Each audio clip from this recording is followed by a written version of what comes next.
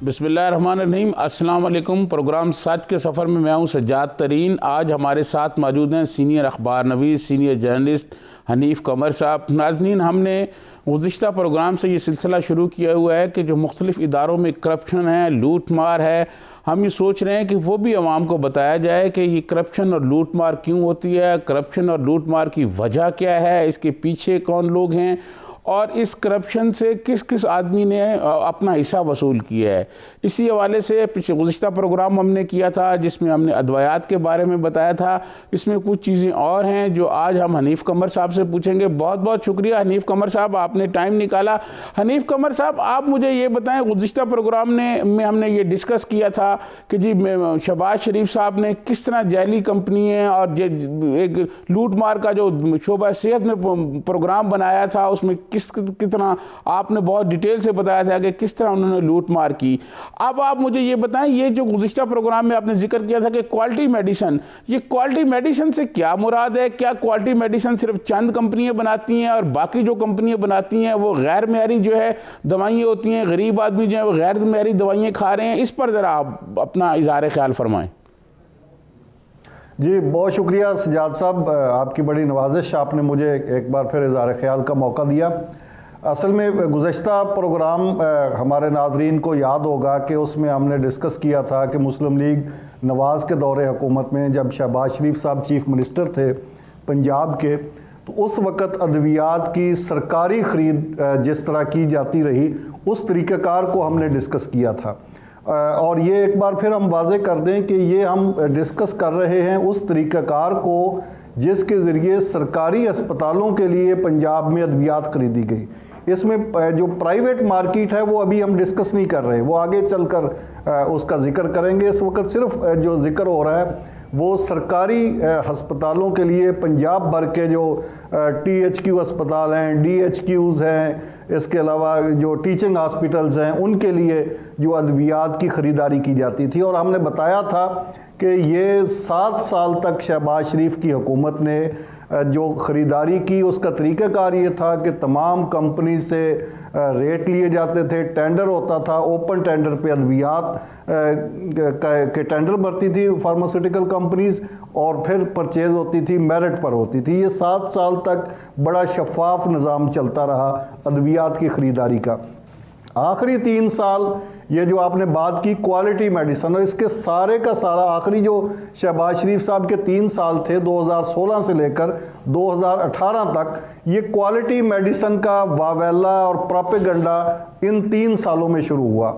Quality medicine के नाम पर कुछ कंपनियों को सिर्फ रखा गया, चंद एक कंपनियों को, और बाकी कंपनीज पर ऐसी शर्त लगा दी गई जो कि गैर कानूनी थी, इलीगल थी। उनका किसी भी कानून से, ड्रग की परचेज़ के किसी कानून से कोई ताल्लुक नहीं था। वो शराइत इम्पोज करके उन कंपनीज़ को आउट कर दिया गया, जिससे पंजाब की, बलूचिस्तान की, सिंध की कंपनीज़ आउट हो गई, सरहद की कंपनीज़ आउट हो गई और सिर्फ कराची की चंद कंपनीज़ रह गई जिनसे ये ख़रीदारी की गई।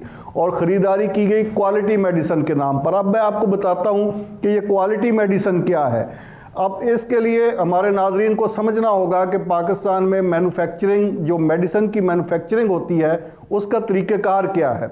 जब कोई भी कंपनी दवाई बनाने के लिए अप्लाई करती है तो सबसे पहले उसे फार्मास्यूटिकल कंपनी को ड्रैब से लाइसेंस लेना पड़ता है, और ड्रैब के इतने कवानीन हैं कि वो उन कवानीन को पूरा करता है। वो जिस जगह पे उसकी फैक्ट्री होती है उसका मुआयना किया जाता है और तमाम शराइतो ज़वाबत पूरी करने के बाद उसको मेडिसिन मैन्युफैक्चरिंग का लाइसेंस मिलता है। उसके बाद जब ये लाइसेंस मिल जाता है फिर वो जो हर एक दवाई की अलग रजिस्ट्रेशन होती है, जितनी भी अद्वियात बनाई जाती हैं हर दवा का अलहदा रजिस्ट्रेशन सर्टिफिकेट जारी होता है, जिसमें वजारत सेहत इन्वॉल्व होती है, फेडरल की भी और पंजाब की भी, और इसके साथ साथ ड्रग जो अपना ड्रैप है, ड्रग रेगुलेटरी अथॉरिटी, वो भी इन्वॉल्व होती है। और तमाम मुतलका जितने भी हेल्थ से फोरम हैं वो उसमें दर्जा बदर्जा उसमें इन्वॉल्व होते हैं। ये हो गई दवाई की रिपोर्ट। अब उस दवाई का जो सर्टिफिकेट मिल गया, उसके बाद दवाई बनाने के बाद उसकी टेस्टेड रिपोर्ट लेना मस्ट होती है, जो कि ड्रग टेस्टिंग लेबॉर्ट्री जारी करती है। यानी जो कंपनी थी फार्मास्यूटिकल कंपनी, सबसे पहले उसने लाइसेंस लिया, फिर उसने मखसूस जो दवाई बना रही उस दवाई का सर्टिफिकेट लिया, उसके बाद वो दवाई तैयार हुई और उस दवाई चली गई ड्रग टेस्टिंग लेबॉर्ट्री में, और वहाँ से उसके जो सर्टिफिकेट जारी हुआ कि ये एक्यूरेट है दवाई, ये ठीक है। और ड्रग टेस्टिंग लेबॉर्ट्री में जाने से भी पहले कंपनी की खुद अपनी लेबॉर्ट्री होती है, वहाँ भी उसका टेस्ट होता है।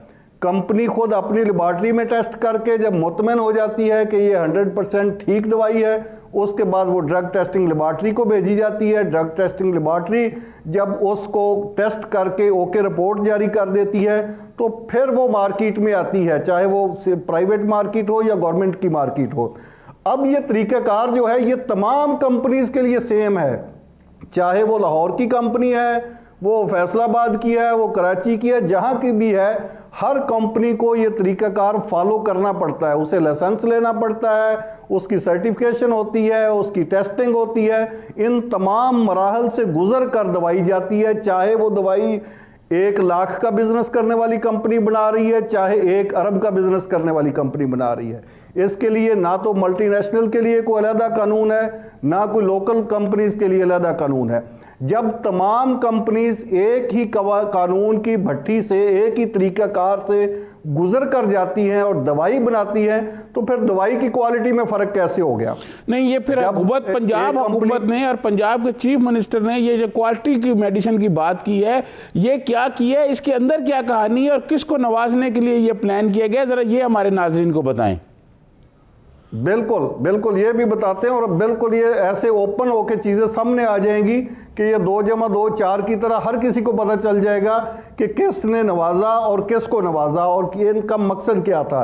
एक और इसमें सजाद साहब मैं वजाहत कर दूं कि ये तो हो गई इसका मैन्युफैक्चरिंग का तरीक़ेकार। अब इन तमाम मराहल से गुजर कर जो कंपनी जो भी दवाई बनाती है वो असल दवाई ही होती है, वो क्वालिटी वाली दवाई ही होती है, उसमें नॉन क्वालिटी होना या गैर म्यारी होने का सवाल ही पैदा नहीं होता। अब अगला एक और दिलचस्प इसमें बात आपको बताऊं, वो ये है कि जब हमारे यहाँ जो जितनी भी मैन्युफैक्चरिंग हो रही है मेडिसिन की, उसमें तो यहाँ का लोकल तो किरदार ही बहुत कम है। तमाम की तमाम अशिया ऑलमोस्ट जो है वो इंपोर्ट की जाती है, और यहाँ पर तो सिर्फ और सिर्फ पैकिंग ज़्यादा से ज़्यादा की जाती है। अब मैं इसकी मिसाल आपको देता हूँ। पिछले प्रोग्राम में हमने सेफ्ट्राइऑक्सिन एक इंजेक्शन की बात की थी कि ये सेफ्ट्राइऑक्सिन इंजेक्शन जो है ये पाउडर की शक्ल में होता है, पाउडर की तरह होता है, और इसको बाद में फिर वाटर के साथ मिला के इसको इस्तेमाल किया जाता है। अब ये जो सेफ्ट्राइऑक्सिन इंजेक्शन एक यहाँ पाकिस्तान में कैसे बनता है, ये मैं इसकी एक मिसाल दे देता हूँ, नाज़रीन को वाज़े हो जाएगी सारी चीज़। अब इसमें ये जो सेफ्ट्राइऑक्सिन इंजेक्शन है, इसमें जो केमिकल इस्तेमाल होता है जो पाउडर की शक्ल में होता है, ये पाकिस्तान से नहीं, ये सारे का सारा बाहर से ही आता है। और तमाम कंपनीज, चाहे वो लोकल कंपनीज हैं, मल्टीनेशनल हैं, फैसलाबाद की हैं, इस्लामाबाद की हैं, कराची की हैं, जो भी कंपनी जहाँ की भी है वो इंपोर्ट करती है। वो या चाइना से इंपोर्ट करते हैं या इंडिया से इंपोर्ट करते हैं। अब वो केमिकल इंपोर्ट हो गया एक बात। दूसरी बात, जिसमें वो वायल में वो पैक होता है, जो बॉटल वायल होती है, वो वायल भी पाकिस्तान में नहीं बनती, वो वायल भी बाहर से आती है। वायल भी बाहर से आ गई, केमिकल भी बाहर से आ गया, और वायल के ऊपर जो रबड़ का लगता है ढकना, उसको कैप उसका जो लगता है, वो कैप भी बाहर से आता है, और यहाँ तो वो कैप भी नहीं बनता। अब वो कैप भी बाहर से आया, वायल भी बाहर से आई, उसका जो केमिकल है वो भी बाहर से आया।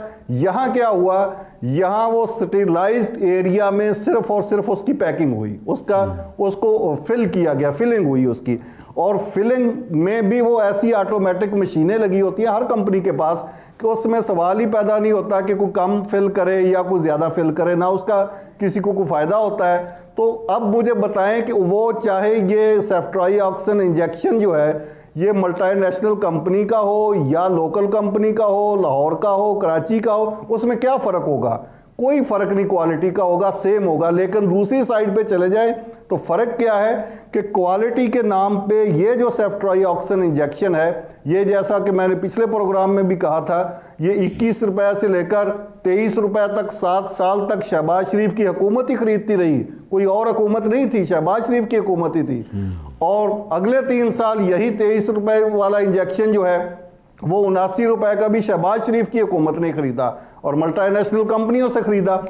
जब इस तरह आपने मैन्युफैक्चरिंग जो है वो भी सेम है तमाम कंपनीज की, उसका साल्ट भी सेम है, उसकी जो वायल है वो भी सेम है, उसके वायल के ऊपर लगने वाला कैप भी सेम है, तो फिर मुझे ये बताएं कि क्वालिटी कहाँ से आ गई? क्वालिटी सिर्फ प्रोपेगेंडा की हद तक थी, अखबारात में, मीडिया में तशहीर की गई और इस तरह किया गया कि जैसे शायद पंजाब में और पाकिस्तान में तो इतनी कोई घटिया अद्वियात बन रही हैं और जिसे खाने के बाद लोग मर रहे हैं और ये शहबाज शरीफ साहब एक मसीहा बन के आए हैं और यही कौम को बचाएंगे।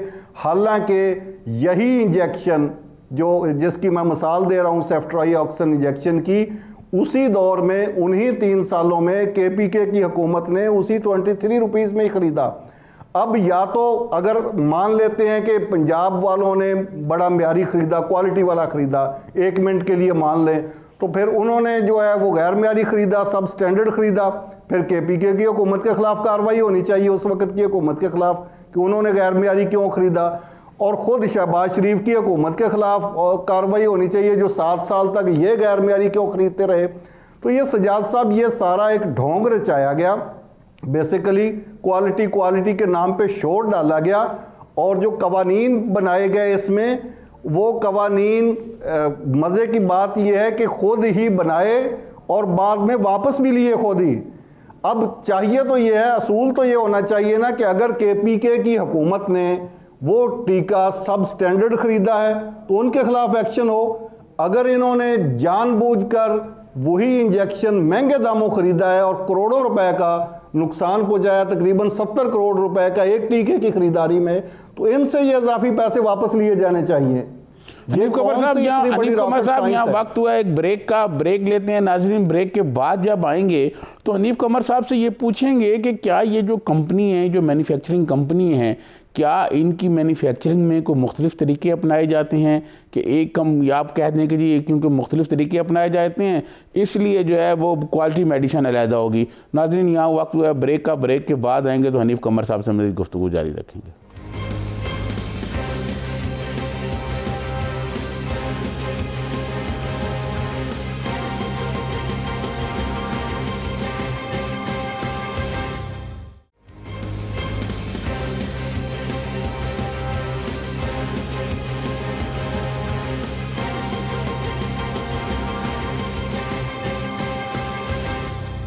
वेलकम बैक नाज़रीन। हमारे साथ मौजूद हैं सीनियर अखबार नवीस जनाब हनीफ कमर साहब। उनसे मेडिसिन के शोबे में जो करप्शन हुई है और शहबाज शरीफ साहब जो अपने आप को बड़े शफाफ कहते हैं और ये कहते हैं कि अगर कोई एक पाई की करप्शन साबित हो जाए तो मुझे कब्र से निकाल कर फांसी दे दी जाए और मुझे सज़ा दे दी जाए, उनके दौर में मेडिसिन के शोबे में सरकारी सतह पर जो अदवायात में करोड़ों रुपए की करप्शन हुई है, इस हवाले से हनीफ कमर साहब से हम गुफ्तगू करें। हनीफ कमर साहब मुझे ये बताएं कि जब मेडिसिन मैन्युफैक्चरिंग करने का एक तरीक़ाकार है और जो मुकर्रर तरीक़ाकार है उसी के तहत दवाइयाँ बनती हैं, तो फिर ये क्वालिटी मेडिसिन का दरमियान में कैसे एक खाना उन्होंने निकाल लिया? ये क्वालिटी मेडिसिन के जो उन्होंने एक रास्ता निकाला है, इसके पीछे उनके अज़ाइम क्या थे? सजाद साहब बड़ी खूबसूरत आपने बात की। मेरे दोस्त जानते हैं जो मुझे वो अक्सर मुझे ये कहते हैं कि आप मुस्लिम लीग नवाज़ की जो है वो अक्सर आपकी तहरीरों से और गुफ्तगू से लगता है कि आप उनको फेवर देते हैं और आप उनके हक़ में बोलते हैं। इसमें कोई शक भी नहीं कि मैं जमहूरियत पसंद हूँ और मैं जमहूरियत के हवाले से जहाँ कहीं भी जो भी गुफ्तगू होती है तो मेरा वोट पॉलिटिकल पार्टीज़ के हक़ में ही होता है। लेकिन क्या करें कि अब जो मेरे वो दोस्त सुन रहे होंगे तो वो उनके लिए शायद हैरान कौन हो कि मेरे लिए ये बड़े अचंभे की बात है और बड़ी हैरानी की बात है कि शहबाज शरीफ साहब ने किस तरह और उनकी गवर्नमेंट ने, उनकी कैबिनेट ने और उनकी वजारत सेहत जो उस वक़्त थी और उनके जो सेहत के हुकाम थे, उन्होंने किस तरह खिलवाड़ किया महकमा सेहत के साथ।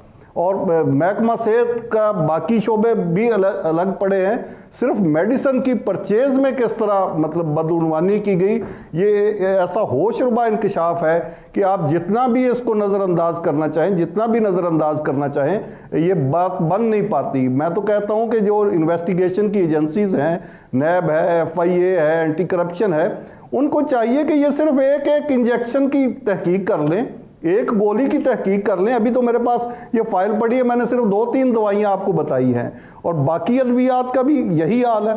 और दूसरा जो आपका ये सवाल है कि ये ऐसा किया क्यों गया, अब ये गुजारिश ये है कि जब ये कवानीन बनाए गए, हम मान लेते हैं बात 1 मिनट के लिए, इस चीज़ को भी फ़र्ज़ कर लें कि पहले जो तरीक़ाकार था बड़ा फरसूदा था और मुतमईन नहीं थे शहबाज शरीफ साहब और उनकी हुकूमत, इससे उन्होंने नए कवानीन बनाए और बड़े आइडियल किस्म के कवानीन बनाए। 200 करोड़ रुपए की शर्त रख दी कि जिस कंपनी की सालाना सेल 200 करोड़ होगी वही बिड में हिस्सा ले सकेगी, बाकी नहीं। अगर ये शर्त और ये कानून इतना ही अच्छा था, शफाफ था और इसके पीछे कोई मेलाफाइडी सोच नहीं थी, तो फिर इसको ख़त्म क्यों किया गया?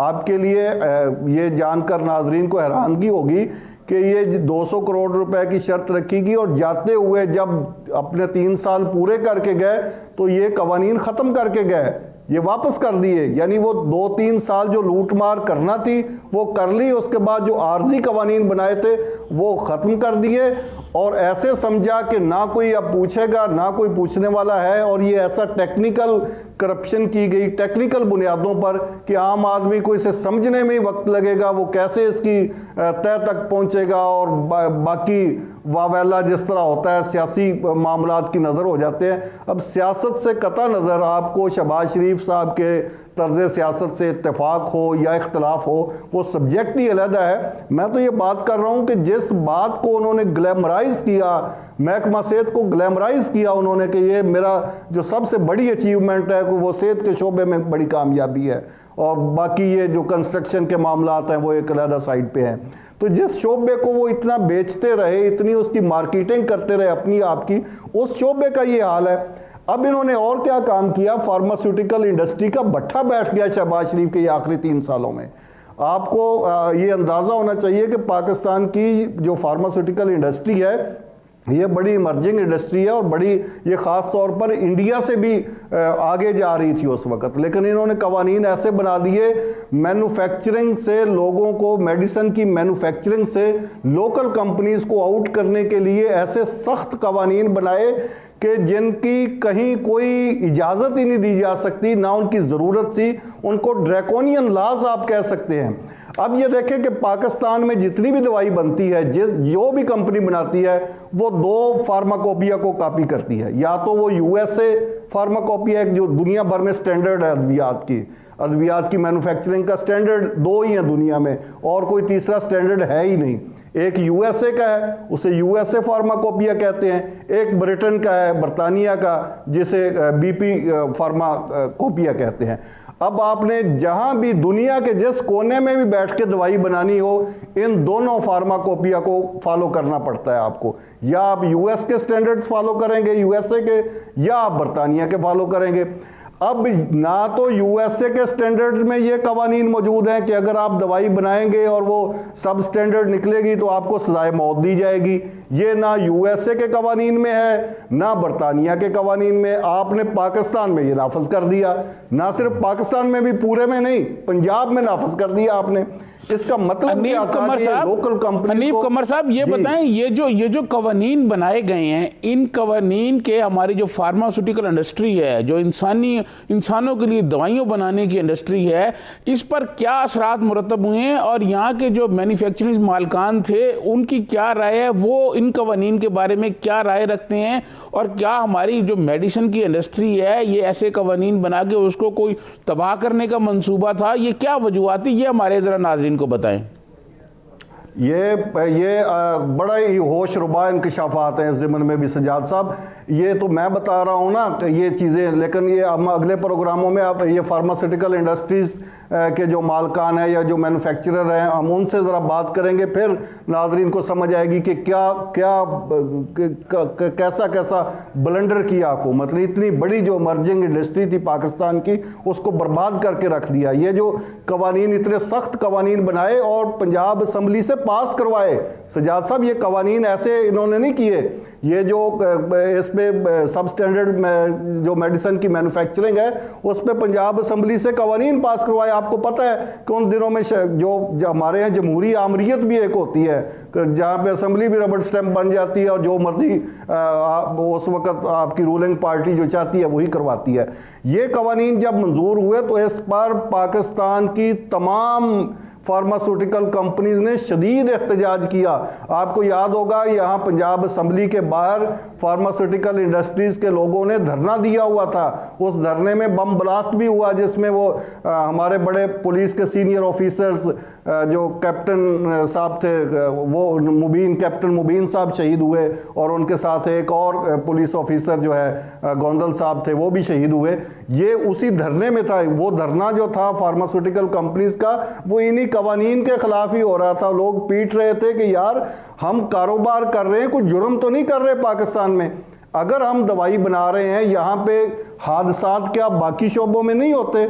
अब अगर आप एक हादसा जो कि इंसानी गलती से भी हो सकता है, जो आपके किसी और रीज़न की वजह से भी हो सकता है, उस हादसे की सज़ा जो उस मिस्टेक की सज़ा अगर आप सज़ाए मौत रखेंगे और उसकी इतनी तशहीर करेंगे कि अगर आपने ये दवाई ऐसे कर दी, अगर आपने ये कर दिया तो ये सज़ा होगी, अगर आपने ये कर दिया तो ये सज़ा होगी, यानी वो सज़ा से भी ज़्यादा उसकी खौफनाक अंदाज में तशहीर की गई जिससे लोग, कारोबारी लोग थे, पैसे वाले लोग थे, वो डर गए। उन्होंने कहा कि भाई हमने पैसा भी लगाना है इतने लोगों को हमने रोज़गार भी देना है, इंडस्ट्री इस्टेब्लिश करनी है, ऊपर से हमने हथकड़ियाँ भी लगवानी है, जेलें भी भुगतनी है, सजाए मौत के फंदे भी हमारे मुंतज़िर हैं, तो हमें कुत्ते ने काटा है कि हम ये बिज़नेस करें, कोई और बिज़नेस कर लेते हैं।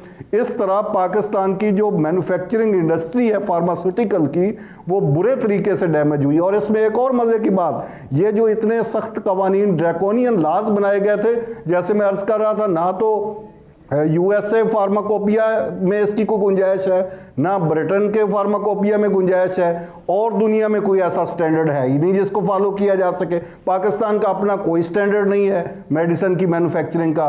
पाकिस्तान की फार्मास्यूटिकल कंपनियां या बरतानिया को फॉलो करती हैं या अमेरिका को फॉलो करती हैं।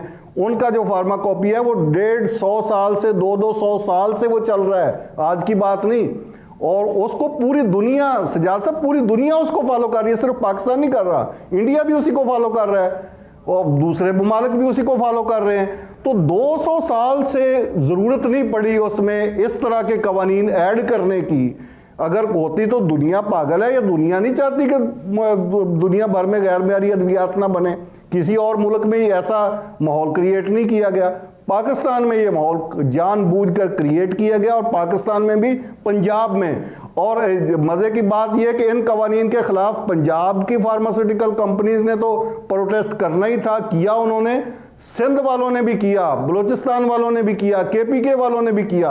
आप सोच रहे होंगे कि उन्होंने क्यों किया, वहाँ पर तो कवानीन नहीं बन रहे थे। तो वो कह रहे थे कि हमारी दवाई जो हम कराची में बनाते हैं वो लाहौर में भी तो सेल होनी है ना, और लाहौर में अगर पकड़ी गई, हमारे ऊपर कोई जानबूझ का कारोबारी रकाबतें भी होती हैं, दीगर हमारे यहाँ तो यहाँ मुकदमाबाजी करने में कोई टाइम नहीं लेते लोग, ज़ाती रंजिशें भी निकालते हैं।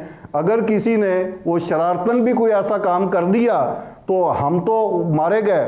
तो उन कंपनीज ने जो कराची में काम कर रही थी, इस्लामाबाद में काम कर रही थी, पेशावर में काम, उन्होंने भी प्रोटेस्ट किया और इन प्रोटेस्ट के नतीजे में ये कवानीन वापस नहीं लिए गए। इन्होंने पूरा अपना काम किया, 3 साल तक पूरी ये अपना जो कुछ उनका गेम प्लान था वो पूरा किया। 3 साल बाद जब जाते हुए ये तमाम के तमाम कवानीन ख़त्म करके गए। अब मुझे ये बताया जाए कि अगर ये कवानीन इतने अच्छे थे, इतने मुफीद थे, इतने इंडस्ट्री के लिए और आम आदमी के लिए फ़ायदेमंद थे, तो फिर इनको वापस क्यों लिया गया? और अगर वापस लिया गया तो फिर आपने ये इतने बड़े कवानीन इस तरह के वो बनाए क्यों? दोनों में से कोई एक बात ही सही हो सकती है। ये नाजरीन ये जानना चाहेंगे कि मुस्लिम लीग नवाज का कोई तर्जमान आए, महकमा सेहत का कोई बंदा आए, को पंजाब गवर्नमेंट उस वक़्त की को आए जिन्होंने ये सारा कुछ किया और हमें समझा दे कि उनका कौन सा इकदाम ठीक था। पहले जो 7 साल तक करते रहे वो ठीक था या बाद में जो 3 साल तक करते रहे वो ठीक था। इन दोनों में कोई एक बात तो ज़रूर गलत है और जो बात भी गलत है उसका हिसाब होना चाहिए, उसका एहतसाब होना चाहिए उसका कम अज़ कम मुहासबा अगर हो जाए तो कम अज़ कम आने वाली जो हुकूमत है या जो आने वाले लोग हैं या जो इंडस्ट्री है वो मुस्तकबिल में कम अज़ कम इस तरह के झटकों का सामना न करना पड़े इंडस्ट्री को, जितने बड़े झटके। यहाँ वक्त हुआ एक ब्रेक का, ब्रेक के बाद वापस आएंगे तो हनीफ कमर साहब से मज़ीद गुफ्तगू जारी रहेगी। नाज़रीन, यहाँ वक्त हुआ एक ब्रेक का।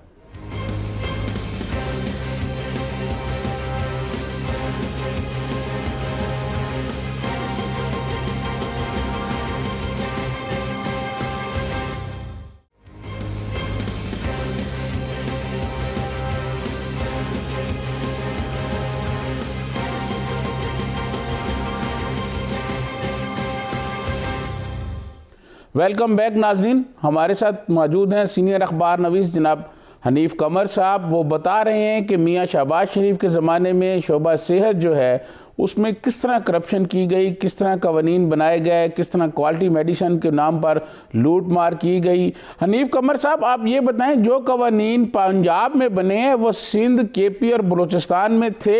अगर वो नहीं थे तो इसकी क्या वजह थी कि ये पंजाब ने सिर्फ वो कवानीन बनाए? बिल्कुल, ये कवानीन सिर्फ और सिर्फ पंजाब में ही थे, ये क्योंकि ये पंजाब के जो हिकमतकार थे उन्होंने ही सोचा था कि ये दुनिया को एक अनोखे कवानीन दिए उन्होंने, सिर्फ पाकिस्तान को नहीं दुनिया को, क्योंकि दुनिया भर में मेडिसिन की मैन्युफैक्चरिंग तो होती है। लोग सोचते तो होंगे कि ये जो पंजाब वाले कवानीन बना रहे हैं ये हम क्यों नहीं इसको इतने आइडियल कवानीन इनको फॉलो करते। हम ना सिंध हुकूमत ने बनाए, ना KPK की हुकूमत ने बनाए, ना बलूचिस्तान की हुकूमत ने बनाए, और वो उसी पैटर्न पे अद्वियात की ख़रीदारी वहाँ पे होती रही। इसलिए अगर आप तकाबली जायज़ा लेंगे, जिस तरह मैं एक एक दवाई का जायज़ा ले रहा हूँ, तो आपको अंदाज़ा होगा कि यहाँ पे जब अद्वियात के सरकारी परचेज़ के रेट 300 से लेकर 1000 गुना तक बढ़ गए थे, बलूचिस्तान में वो रेट पुराने वाले रेट ही थे, सिंध में भी आलमोस्ट वही थे, और KPK में। एक मिसाल ये डिक्लोफेनेक की मैंने आपको मिसाल दी थी, जो 75 मिलीग्राम टीका, ये पिछले प्रोग्राम में हमने डिस्कस किया था। एक और दवाई है सेप्रोफ्लॉक्सासिन, ये गोलियां होती हैं 500 मिलीग्राम की गोलियां। अब ये सजाद साहब 2009 से 2015 तक, जबकि शहबाज शरीफ साहब की हुकूमत थी, हमने पिछली हुकूमतों का तो जिक्र इसलिए नहीं किया कि वो कहेंगे कि जी वो तो परवेज़ इलाही की थी, वो फलां की हुकूमत थी, उनका ये था, ये हमने बड़ा किया। हमने इन्हीं के अपने दौर में ही जो डबल स्टैंडर्ड है हम वो आवाम के सामने रख रहे हैं। ये 2009 से 15 तक 7 साल में ये जो सेप्रोफ्लॉक्सासिन गोलियां हैं, ये 2 रुपये 10 पैसे से लेकर 3 रुपये 69 पैसे तक ये गोली खरीदी गई। 2 रुपये 10 पैसे रेट आता था टेंडर में, या मैक्सिमम जब रेट आया तो 3 रुपये 69 पैसे आ गया। अब 2016 में यही गोली 10 रुपये फी गोली के हिसाब से खरीदी गई। अब देखें कहाँ 2 रुपये और कहाँ 10 रुपये, और इसका ये जो मेरे सामने फिगर लिखा हुआ है, हैरान रह जाएंगे कि ये 32 करोड़ 35 लाख 76,285 रुपये में खरीदी गई और 21 करोड़ रुपए का नुकसान किया गया। और ये 32 करोड़ से ज़्यादा कुछ फिगर है, 32 करोड़ 35 लाख 76,000 इस तरह का फिगर है, और ये इतनी गोलियां खरीदी गई, और इसमें एक गोली की परचेज में जो है 21 करोड़ का नुकसान हुआ। यानी ये 2 रुपये 10 पैसे में मिलती थी या 3 रुपये में मिलती थी गोली, वो आपने 10 रुपये में खरीदी और करोड़ों की तादाद में खरीदी, तो 21 करोड़ रुपए का नुकसान हुआ। अब इसी दौरान KPK की हुकूमत ने यही गोली 3 रुपये 50 पैसे में खरीदी। अब यहाँ वो कहते हैं ना पंजाबी में, आ तो खुदादा वैर, कि अगर बलूचिस्तान वालों ने, KPK वालों ने गलत किया है, उन्होंने सब स्टैंडर्ड खरीदी है सस्ती, तो उनको पकड़े कि आपने क्यों लोगों की जानों के साथ खिलवाड़ किया। और अगर इन्होंने 2 रुपये 2.5 रुपये वाली गोली 10 रुपये में खरीदी है, तो इनसे कम अज कम और कुछ ना किया जाए तो इजाफी पैसे तो वापस लिए जाए। अब KPK की हुकूमत ने यही गोली 3 रुपये 50 पैसे में खरीदी, और बलूचिस्तान ने 4 रुपये 50 पैसे में खरीदी, पंजाब ने 10 रुपये में खरीदी। अब आप बताएं कि ये हो क्या रहा है? या तो बलूचिस्तान और KPK वाले, उनको इंसानी जानों की फिक्र नहीं है, वो सब स्टैंडर्ड दवाई खरीद रहे हैं, सस्ती खरीद रहे हैं, या पंजाब वाले को घपला कर रहे हैं। इस बात की इन्वेस्टिगेशन तो होनी चाहिए। अच्छा, एक और इसमें इसी गोली में आपको मजे की बात बताऊं, ये जो सेप्रोफ्लॉक्सासिन 500 मिलीग्राम की दवाई है, पंजाब हुकूमत ने 2016 में ये गोलियां जो थी 3.25 करोड़ गोलियां खरीदी 2016 में, 3.25 करोड़ गोलियां, और ये टोटल इसकी मालियत बनी 32 करोड़ रुपए में। अच्छा, अब एक साल बाद 2017 में इतनी ही गोलियां, यानी 3.25 करोड़ गोलियां ही, इतनी मकदार में ये गोलियां 12 करोड़ रुपए में खरीदी, यानी पहले 32 करोड़ में खरीदी 2016 में, 17 में कोई शायद किसी को रहम आ गया होगा कि यार कुछ थोड़ा सा हाथ हौला कर दें, तो 17 में ये गोलियां 12 करोड़ में खरीदी इसी हुकूमत ने। ये पंजाब की हुकूमत की बात कर रहा हूं। अब मुझे ये बताएं कि अगर आपने पहले 32 करोड़ में खरीदी हैं और बाद में आप भी परचेज कर रहे हो और उतनी ही तादाद में परचेज कर रहे हो, तो 12 करोड़ रुपए में कर रहे हो। अब ये 12 करोड़ और 32 करोड़ का जो फर्क है वो किसी और की जेब से नहीं गया, वो सजाद साहब आपकी जेब से गया है, मेरी जेब से गया है, इस सूबे के अवाम की जेब से गया है। तो अवाम का इतना तो हक बनता है कि शहबाज शरीफ साहब की साबिक हुकूमत से ये मुतालबा किया जाए कि भाई आपने ये जो इजाफी पैसे लिए हैं, और कुछ नहीं तो कम से कम ये इजाफी पैसे। अच्छा तो हनीफ कमर साहब, मुझे आप ये जरा बताइएगा कि सूबा सिंध में तो ऐसे कवानीन नहीं थे, और सूबा सिंध की जो कंपनी हैं वो यकीनन लाहौर में और पंजाब में मेडिसिन देती रही हैं सरकारी अस्पतालों को, वो उनको उनके लिए क्या क्या क्राइटेरिया था, उनको फिर कैसे उस क्राइटेरिया में इन्होंने शामिल किया है? उनको इस तरह सजाद साहब शामिल किया क्राइटेरिया में कि जो कंपनीज फेवरेट नहीं थी उनसे तो दवाई खरीदी नहीं गई, चाहे वो पंजाब में बना रही थी, चाहे वो सिंध में बना रही थी, जहां भी बना रही थी, वो तो अपने प्राइवेट मार्केटिंग करने पे रहे, क्योंकि सरकार ने तो शर्त रख दी ना कि 200 करोड़ से कम बिजनेस जिसका होगा वो आ नहीं सकेगा। और दूसरी जो शराइत रख दी, उसके नतीजे में सारी कंपनियां आउट हो गई जो सस्ती दवाई देना चाहती थी। अब दवाइयां बनाने वाली 10-12 कंपनियां रह गई, उन 10-12 कंपनियों के दरमियान ही टेंडरिंग हुई और वो उनको क्वालिटी के नाम पे कहा गया कि ये बड़ी जो स्टैंडर्ड की दवाई बनाती हैं, लिहाजा इनसे ही दवाई खरीदी जाएगी। जब आपने मार्केट में कंपटीटर ही 10-12 रहने दिए और बाकियों को आपने शराइत लगाकर आउट कर दिया, तो फिर वो कहाँ गए पंजाब वाले और कहाँ गए सिंध वाले? वो 10-12 कंपनियों ने पूरे पंजाब में सप्लाई की। अब मज़े की बात यह है कि वही जो 10-12 कंपनीज थी वो इधर तो सप्लाई कर रही हैं ये महंगे दामों, और उधर जो केपीके में वहाँ पे वही कंपनीज कर रही हैं और कुछ और कंपनी, क्योंकि वहाँ पे दूसरी कंपनियों को भी मौका मिल गया जो उन्होंने ऐसी शर्तें रखी नहीं थी, तो वहाँ पे सब कंपनियां गई, तो वहाँ पे दवाइयों के रेट नीचे आ गए। अब यहाँ पे कंपनियां थोड़ी थी, यहाँ पे रेट ज़्यादा होने थे। अब एक और बात इसमें आपको मज़े की बात बताऊं कि ये जो क्वालिटी के नाम पे किया गया, तो हम मान लें, एक दफ़ा फिर मान लेते हैं कि वाकई चलें जी छोड़े, वो मल्टीनेशनल कंपनियां थी, बड़ी कंपनियां थी, उन्होंने बड़े म्यार की दवाई बनाई होगी, तो चलें आवाम का शायद भला ही हुआ वो एक मिनट के लिए अगर ये फ़र्ज़ कर लें। तो सजाद साहब, पैरासीटामोल एक सिरप होता है, आप भी जानते हैं, आम घर की ज़रूरत है, ये बच्चों की दवा है बेसिकली, और बच्चों को दिया जाता है। 60 ml का ये सिरप होता है। ये 3 साल के दौरान जो पैरासीटामोल इन्होंने ख़रीदा ना शहबाज शरीफ की हुकूमत ने, ये इससे पहले 2016 से पहले तक ये 15 से 16 रुपए में गवर्नमेंट ख़रीदती थी। पैरासीटामोल किसी भी कंपनी का सिरप होता ये बच्चों के लिए, और बड़ी तादाद में ये दवाई चलती है, ज़ाहिर है थोड़ा सा भी बुखार हो, बच्चे को कुछ हो, तो ये पैरासीटामोल हम देते हैं। तो पैरासीटामोल 2016 तक ये 15 से 16 रुपए में गवर्नमेंट खरीदती रही। अब 16 में जब इनकलाब आया क्वालिटी के नाम पे, तो यही सिरप 45 रुपए से लेकर 54 रुपए तक खरीदा गया। अब रेशो देखें आप कितनी बढ़ रही है, 15 से 45 रुपए, 16 रुपए से 54 रुपए, यानी मैक्सिमम रेट 54 रुपए हो गया और मिनिमम रेट 45 रुपए हो गया। अब 45 रुपए से लेकर 54 रुपए तक ये खरीदा और बेतहाशा खरीदा इन्होंने, और खरीद के इन्होंने तमाम सरकारी अस्पतालों में दे दिया। जब सरकारी अस्पतालों में दे दिया, ये पंजाब भर के सरकारी अस्पतालों में ये चला गया, वहाँ पे डॉक्टरों ने लिख भी दिया, आगे मरीजों तक चला गया, इस्तेमाल भी हो गया ये।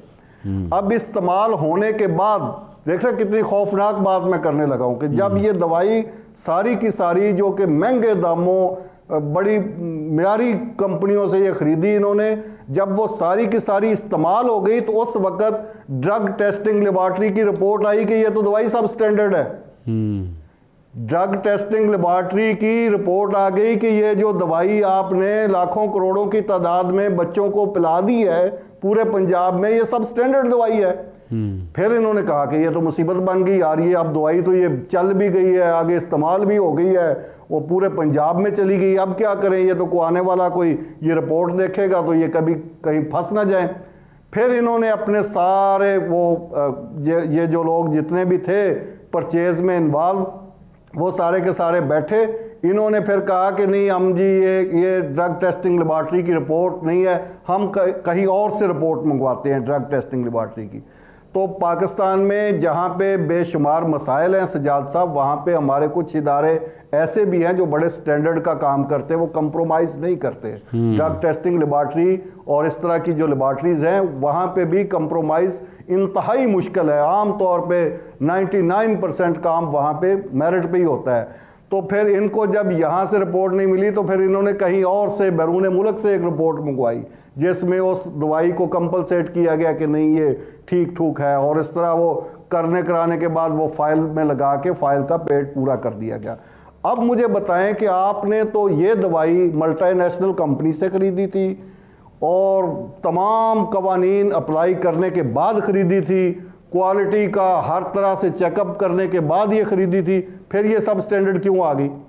इसका मतलब ये है कि सब स्टैंडर्ड होने या ना होने का मामला कोई और है, वो कहीं और पे मिस्टेक है, उसका इन कवानीन के साथ कोई ताल्लुक नहीं है जो कवानीन आपने इम्पोज किए।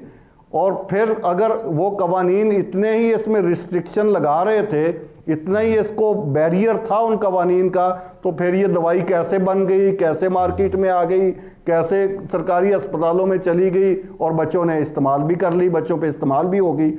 अब इन्होंने जहाँ पे एक ये ब्लंडर किया, दूसरा ये ब्लंडर के इससे पहले जब परचेज होती थी ना, तो सबसे पहले जिस कंपनी की दवाई परचेज करती थी गवर्नमेंट, उस कंपनी की उसी दवाई का जो बैज होता था उसको ड्रग टेस्टिंग लेबॉर्ट्री की पहले रिपोर्ट आती थी, वो लेबॉर्ट्री ओके करती थी, उसके बाद दवाई आगे अस्पतालों में डिलीवर होती थी। इस दफ़ा इन्होंने इतना किया कि इन्होंने कहा कि ये मल्टीनेशनल कंपनी है और अपनी मर्जी के बंदे हैं जिनसे ले रहे हैं, तो ठीक है जी ये सही होगी, इसको जारी कर दें, चला दें। तो वो सारी की सारी लाखों करोड़ों की तादाद में चली गई, बाद में रिपोर्ट जो है वो फॉल्स आ गई। तो अब देखें कि ये इस तरह के घिनौने इक़दाम किए गए जिससे पंजाब में ख़ास तौर पर एक तमाशा बन के रहेगी मेडिसिन की परचेज़। अब इसमें अभी शायद हमारे इस प्रोग्राम में इतना वक्त ना हो, लेकिन अगले प्रोग्राम में हम इंशाल्लाह इसका एक और पहलू भी डिस्कस करेंगे। वो पहलू क्या है कि इन्होंने पूरे पंजाब की परचेज का सेंट्रलाइज्ड सिस्टम बना दिया। इसकी भी कहीं मिसाल नहीं मिलती तारीख में। मसलन आपने दवाई फोर्ट अब्बास देनी है, रहीम यार खान देनी है, कोट अद्दू देनी है, जहां पे भी देनी है वो उसकी परचेज लाहौर में होगी, और लाहौर में वो 4-5 प्यारे होंगे जो परचेज करेंगे। और वहां से कैसे होगा कि वो सेंट्रलाइज सिस्टम क्या है, फिर उसके जो डिमांड कैसे निकलवाई जाती थी सरकारी अस्पतालों से कि वहाँ जो बहावलपुर का हॉस्पिटल है वो अपनी डिमांड कैसे देगा, किसको देगा, ये बातें बड़ी ऐसे इंकिशाफात है इसमें कि वो पूरे पंजाब से आप ऑर्डर इकट्ठे करते हैं, कौन फिर अगली बात कि वो दवाइयाँ कैसे डिलीवर होती हैं, चेक कौन बनाता था, किसके नाम बनते थे चेक, किस तरह जो पेमेंट होती थी, ये सारे का सारा एक ऐसा धंधा है कि मैं कहता हूं कि ये तो एक ऐसे माफिया की शक्ल में ये कारोबार हुआ। इस तरह इसको कारोबार ही कहेंगे, घनौना कारोबार हुआ अद्वियात की सरकारी परचेज का, कि इससे ना सिर्फ कौमी ख़जाने पर, मैं मुहज़्ज़ब तरीन अल्फाज भी इस्तेमाल करूं तो डाके से कम इसको तशबीह नहीं दी जा सकती। नाज़रीन, आपने हनीफ कमर साहब की गुफ्तगू सुनी। ये नाज़रीन हम सिलसिला जारी रखेंगे कि पंजाब में मियाँ शहबाज शरीफ जब वज़ीर आला थे तो अदवायात ख़रीदने के लिए कवानीन कैसे बनाए गए, क्वालिटी कंट्रोल के नाम पर क्या होता रहा, कंपनियों की सेल जो है उनका कहा गया कि जी जो करोड़ों की सेल होगी, वो बहुत बड़े फिगर्स बताए गए। ये सारा आखिर क्यों हुआ, इस हवाले से हम अपना सिलसिला जारी रखेंगे। नाजरीन, हम ये बताएंगे कि जो ये कहते थे कि हमने अगर एक पाई की भी करप्शन की तो हमें कब्र से निकाल कर लटका दिया जाए, वो किस तरह करप्शन करते रहे। इसी के साथ सज्जाद तरीन को इजाज़त दीजिए। अल्लाह हाफिज़।